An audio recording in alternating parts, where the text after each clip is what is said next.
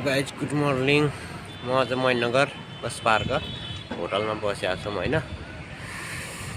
आज म भिडियो बनाउँदैछु। मौसम यस्तो छ आजको है गाइज, हेर्नु होला।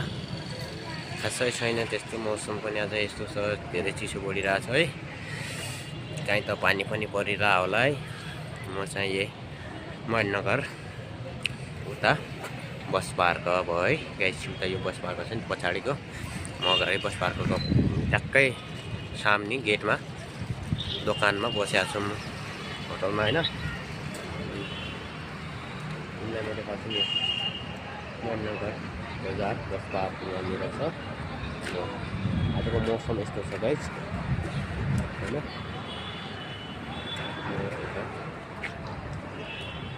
म चाहिँ छतमा आएर अहिले भिडियो बनाऊँ भनेर सोचेको थिएँ, एउटा भिडियो होइन गाइज। अब राम्रो लाग्यो मलाई लाइक कमेन्ट सेयर सब्सक्राइब गर्नु होला हैन।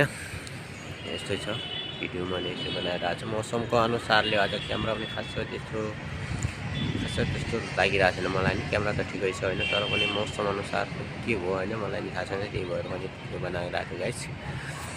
राम्रो लाग्योमा लाइक कमेन्ट गर्नु होला, एउटा सब्सक्राइब दिनु होला भन्ने मेरो चाहना छ गाइज।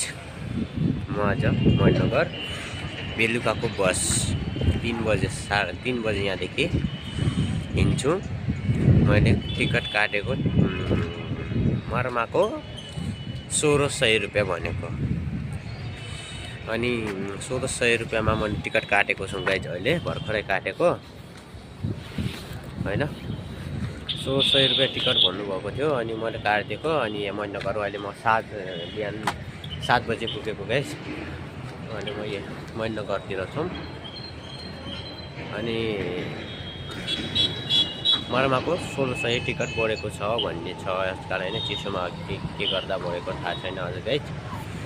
अब तपाईँलाई कस्तो लाग्छ होइन, कसरी बढ्नुभएको, कुन कारणले बढ्नुभएको होला मलाई थाहा छैन, म त्यति जानकारी दिन सक्दैनँ। त्यही पनि आज 1600 रुपियाँ भनेको मैले टिकट काटेको मर्माको 1600 रुपियाँ भन्नुभएको, 1603 रुपियाँ हो भनेको थियो। मलाई 1600मा काटेको, तर पनि केही छैन, ठिकै छ गाइज। म अहिले यता महेन्द्रनगर यो बस पार्क महाकाली बसमा टिकट काटेर म जाँदैछु। शुभ यात्रा सफल होस् भन्ने मेरो चाहना छ।